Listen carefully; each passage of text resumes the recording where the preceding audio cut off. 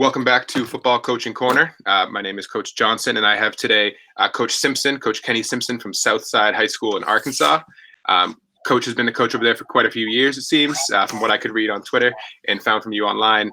It seems like you've had a pretty good amount of success over there as well. You seem to have a bit of a history of turning around programs that might be in a couple down years and then getting quite a bit of success. From what I saw, you've been in the playoffs 4 consecutive years, and you've won 2 conference titles in the last 3. And you were selected this year. I don't think it happened, but the inaugural Texas-Arkansas showdown. Unfortunately, that probably got canceled, but hopefully they have you back next year. So, Coach Simpson, welcome to Football Coaching Corner. Hey, man, I appreciate you having me on, and really kind of a weird time of the year, and hopefully we can maybe talk football and get guys' mind off it for a little bit. Absolutely. So Coach is here today to talk a little bit about program building. I know for me personally, as a JV coach, I don't have a whole lot maybe to do with the overarching culture we have at the program, but hopefully talking some tips that we could do for our teams, for our cultures, to get some success for our players. Yeah, you got more invested than you think you do. I really do believe that you got to build the foundation from the ground up. So those JV teams matter. Yep. Yeah, absolutely. I know we had a pretty tough year this year. Our varsity team went 0-9, but whole new offense, whole new coaching staff, a lot of new players. I feel for our kids. They've gone through all the way from 5th grade up. They've had a new offense every single year. And for me personally, that's a recipe for disaster. So hopefully we're looking to see some success the next couple of years. Yeah. That'll definitely help get a little stability. It sounds like long run. So. Yep. So, Coach, I don't know if you want to talk about maybe a little bit about your background and how you got started with coaching, and then maybe some successful keys you found along the way. Sure, I can talk a lot about things that I know didn't work, and maybe if people clear those. But I started coaching right out of college. I graduated from Harding University, which is in Arkansas, back in 2003, and then got my first job in Alabama, Madison Academy. And like you, I was a JV or junior high coach, as we called it, and worked my way up from junior high coach to became a defensive line coach there my last year at Madison. I was there for 3 years and then moved to Montgomery and got a defensive coordinator job. Had that for 2 years and then became a head coach. And I was 27 when I got my head coaching job in Alabama. It was pretty good football. So I had a lot to learn really quickly. Fortunately for me, I was put in a good situation with some good kids, and we had some success. Probably not directly related to me. I was just kind of a byproduct of what was there. And then was able to move over to Arkansas and took the job here when I was 31. That was a big rebuild. And so that's probably where a lot of people know me from now is most recently I've been here. Our school had just struggled, for a lot of reasons. New, tough conference, a lot of different things I had issues with. And it's taken a while. You mentioned it is not a 1-year deal. And so it takes ability. So the last 4 years have been pretty good years for us. We obviously have bigger ambitions than just what we're doing right now and hope to continue to build. But it's been a fun journey to be around this, and I've met some awesome people along the way. I would say just a couple quick tips for younger guys, I would say is success is there's no shortcuts. There's not a magic pill or a magic offense or defense or a magic program you can do. It's a lot of hard work and it's a lot of perseverance through tough times. And if you're able to do that, you're going to eventually have success. Absolutely. Now, when you're taking over a program, when you're kind of coming into a new school, a new culture, what are kind of like, the first couple things or maybe the first 3 things that you're looking to do as a new coach? One, I think you've got to get kids to understand what real true effort looks like and hustle looks like. And that takes a while. You've got to get them to understand that what they think is hard work really is not, that they're not pushing to the best of their ability level. So the first thing I try to do at any school I'm with or around any kid I'm around is convince them that we're not looking at you compared to anybody else. We're looking at you compared to you. And what's the best that you can do? And so you have to work on an individual basis because each kid's different and pushing them to be the best of their ability. That's the first thing we try to do. Second thing I try to do is create a great atmosphere of being positive and encouraging kids to try different things, even if that means they fail.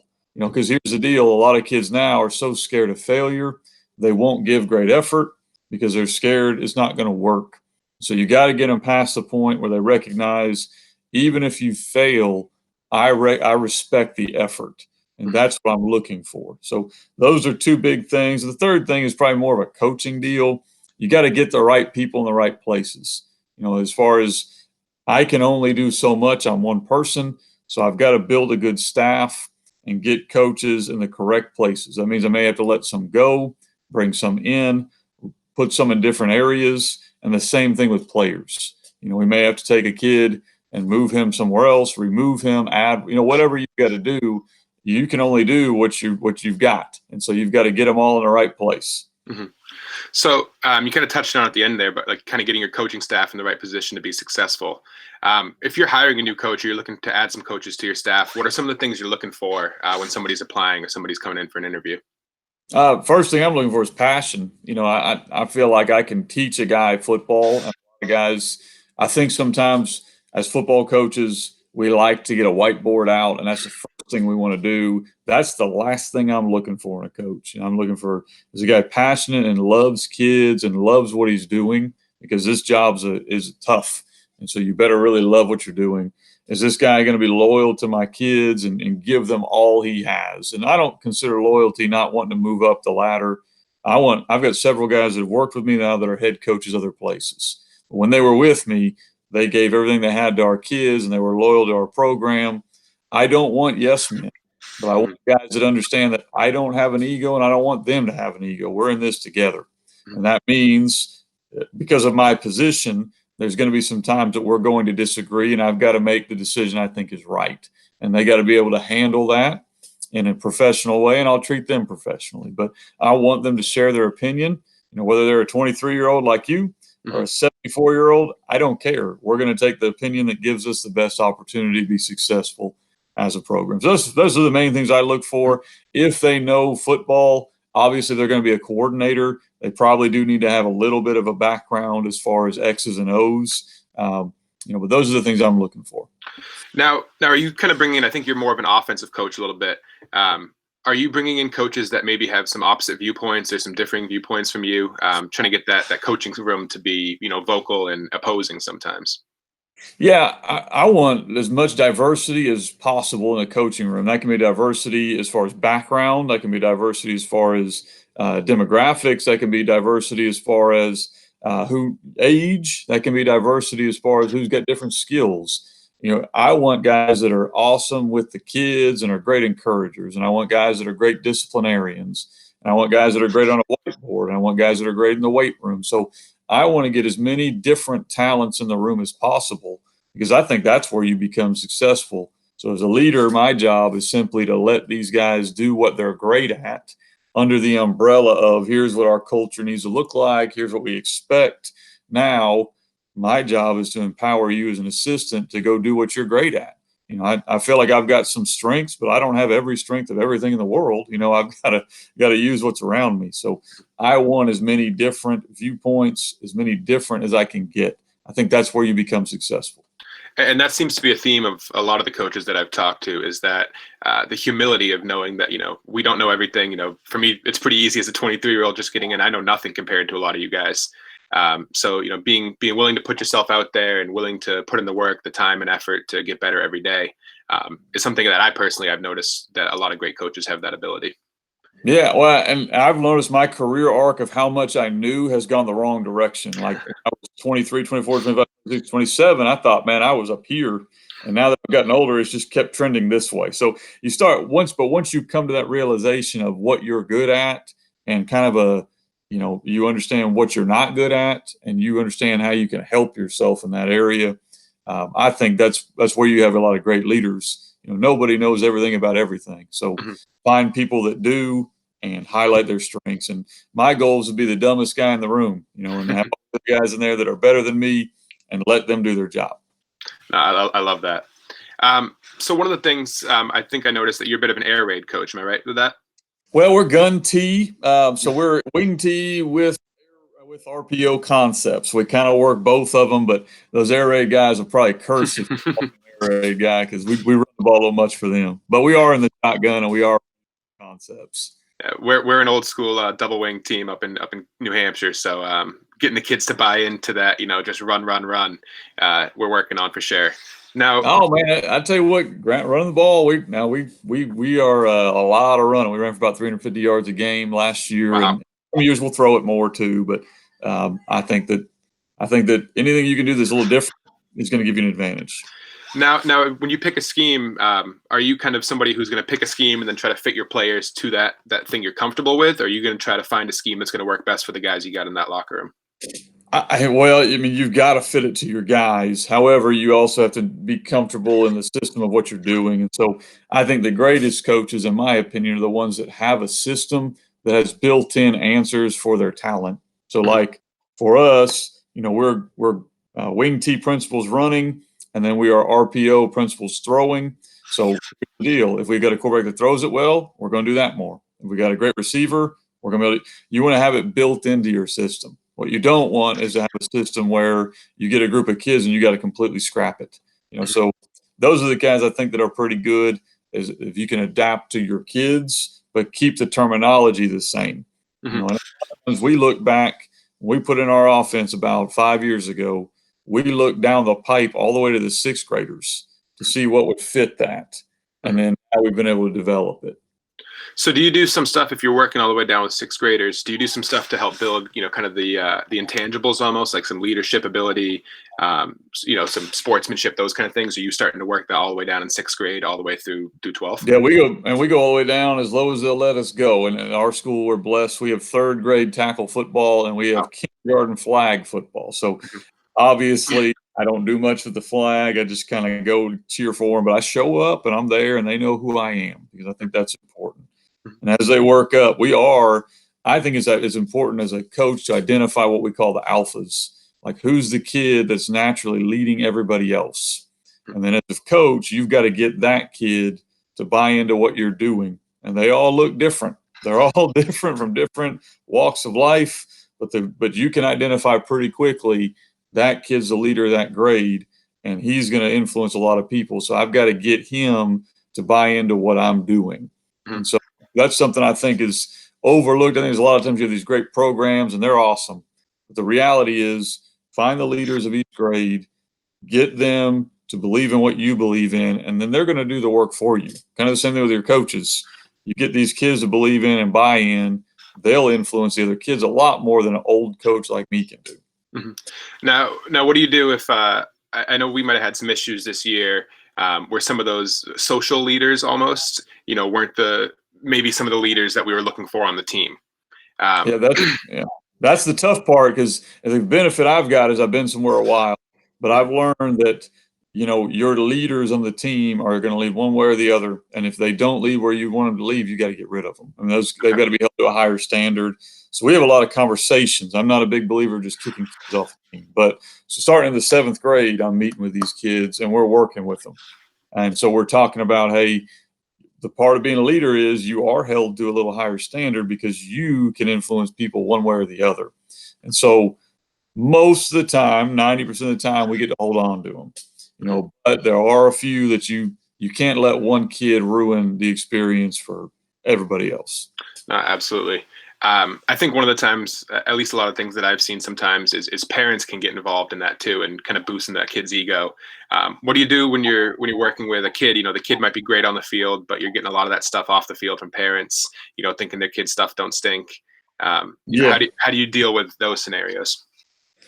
Usually, I just meet with the parent. I've gotten old enough now. It's easier now because I'm about the age of the parent, so I can call them in and we can have a conversation together. Because most parents don't intentionally want to do that. Like they don't recognize, hey, I'm actually hurting my kid. And the other thing that we've been able to do is I tell the guys up front. So I call our better athletes into my office one at a time, and I ask them, do you want me to let you just float by with what you got, or would you like me to push you to be the best you can be? And then once they've agreed to it, they've told me they want me to push them to be the best, I will tell them, understand what this means is I'm going to make an example from you. And it's not because I don't like you, it's because I like you so much. And so you can form that relationship where it's not always a negative deal. And I'll have the same conversation with the parent.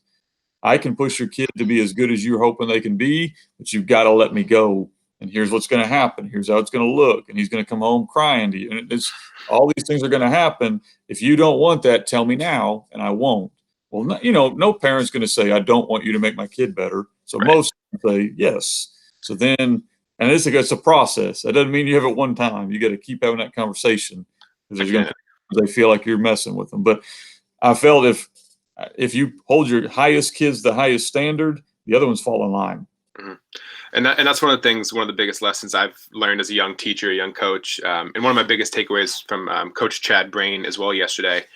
He said, he talks to those kids and he sits down and he says, you know what, we're on the same team, we're working for the same goals. I want the best out of you. And he said, a lot of time as a coach, sometimes your livelihood might depend on the performance of the kids. You're not intentionally giving them bad advice. So once they all kind of realize we're on the same team, the same page here, a lot of times you can get that buy-in a little bit more. You can, and you've got to, the kids have got to understand, I believe they've got to understand that I'm the same person and I care about them the same, whether we win conference like we did this past year or we go 0-10. That I'm not concerned about that. I'm concerned about them being the best they can be and me influencing them as young men. And that's a tough test as a coach because when you lose, I don't take it real well. Mhm. But those kids have got to understand that I don't care about them less because of their performance. I care about them because of who they are, and I'm trying to push them to success. And when you kind of get that going the right way, I found that, that those kids will do a lot more for you because they know you do care about them. Mhm. I think a lot of the times when the winning's there, some of the problems aren't as big as they could have been if during a losing Right.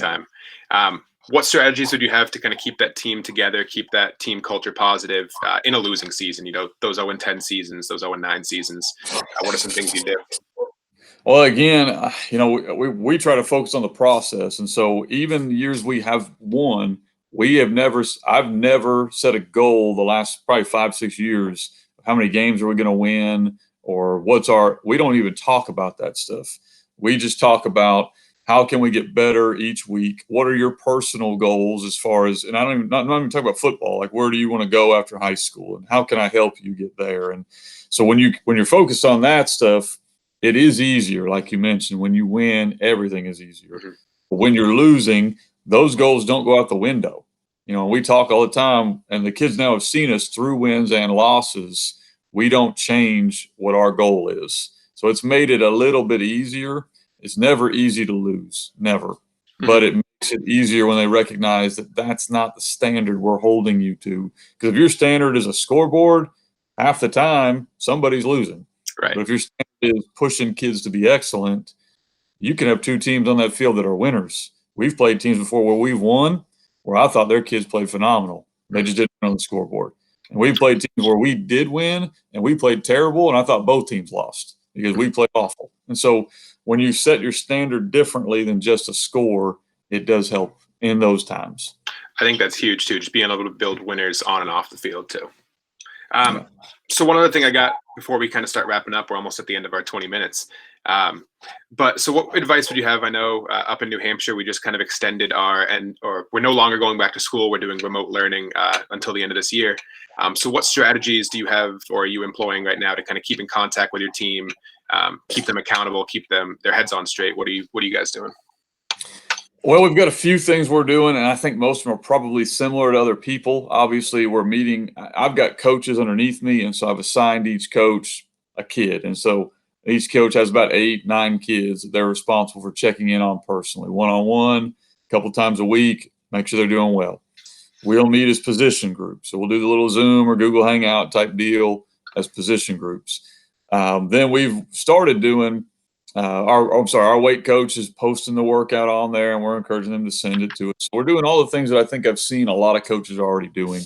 One of the things I think we're maybe unique with is we've started, and I need to put one more up this week, doing basically like a dad 101 type deal where it's like a common sense teaching. So the coaches will put on a video of them doing something that's like a life skill. I've learned that my son right now is learning a lot because he's around me and his mom, and we're teaching him these life skills. But I'm in an area where probably 50, 60, 70% of these kids, they don't have a dad or one that's going to teach them this stuff. So we're starting to put on like how to iron a shirt, how to check air pressure, how to address an envelope, how to use a debit. So doing these little 5-minute clips and sending them out, not just to the football kids, but really anyone in our school. Because I think these, again, it comes back to your kids need to know, if all I'm giving them is here's your workout, please eat right, we want to win, what message am I sending them? I want to send them a message of, hey, let's get better during this time in every area. Yeah, care about your kids and they'll care about you right back. That's the goal. So last thing before I have a couple tips we'll end with. But one thing, so it sounds like you have a bit of a pretty big program over there. We only have 27 kids on our varsity team, varsity and JV program last year. So do you have any tips as far as recruiting kids? Basketball is pretty prevalent in our school. We got a freshman varsity and a JV team all in one. We got more kids on the basketball team than the football team. So what are some tips you have for, making football cool again, as far as, the concussion issue is obviously a pretty big issue, but trying to make kids want to come out and put in that effort, more than a lot of other sports. Yeah, we've done a few things on that. I could talk probably for an hour on that, but I would say that probably a few major things to do would be, one, you got to try to catch them as young as possible. So if you're not already involved in youth, you need to somehow get involved with your youth program, because that's your feeder.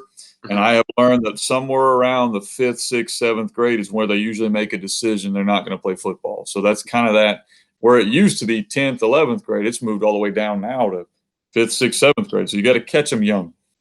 Second thing is you got to make your sport an event. So every Friday night game we have, man, it is an event. And when I first got here, we were not very good. So they were kind of like, what? And so we would do different theme nights. We'd bring out a business and we would do all kinds of things just to get the atmosphere up where it was, because your kids work hard.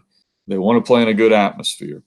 And then what you mentioned, we've mentioned it over and over here, you got to honestly care about your kids. I mean, you have to have enough care about your kids where they recognize that this can benefit them moving forward. I mean, we're competing now with other sports. We're competing now with technology and the internet and video games. We're competing now with a lot of things. So you have to people always ask me, how do you get buy-in? And my answer has been, you got to have something worth buying. What are you giving them that's worth them wanting to invest with you? Absolutely. So I don't know if you got a chance to check it out, but one of the couple things I'm trying to end up with each coach is a couple tips. So I'm doing my 3 tips. So the first tip I'm asking you is, what is something that you would say to a young coach or somebody looking to get into coaching? One big tip for them. I would say, if you're not already married, make sure you get up front with that on your spouse, because to me, that's a team effort, because it's a lot of time. So the next tip, what is a tip you would have for your players? I know sometimes players, a lot of the time our information goes in one ear, right out the other. If they could listen to this one tip, what would that tip be? I would say that youth is often wasted on the young, and I've done a lot of dumb things when I was their age, and I want to help them avoid it. Absolutely. And then the last one I got, when you started coaching, what is one tip you wish somebody gave to you? I wish they had told me I wasn't as smart as I thought I was. Awesome. Well, thank you, Coach. And then the last thing I got here is I'm trying to give a little bit of thanks, whatever I can, to coaches that come on and help me out. So I don't know if you want to talk about something that you're up to, talk about one of your books you're writing, talk about your Twitter, whatever it may be, just to talk about you for a minute. Yeah, man, I appreciate you having me on, and I've got my own site if people want more information. It's fbcoachsimpson.com, and put out a book. I've got another book coming out as well. Find a Way is the name of the book, and I've started putting out different courses on being a head coach, because I know there are things I wish I had learned, and those are on Coach too. But if somebody really wants to get in touch with me, man, just reach out to me, and I'll talk with them on the phone or email or whatever. Awesome. Well, Coach Simpson, thank you very much for coming on. You can find him at FB Coach Simpson on Twitter. Coach, thank you so much for giving me some of your time. Hey, no problem, man. Thanks for having me. Thank you, Coach. I'll stay in touch. Okay.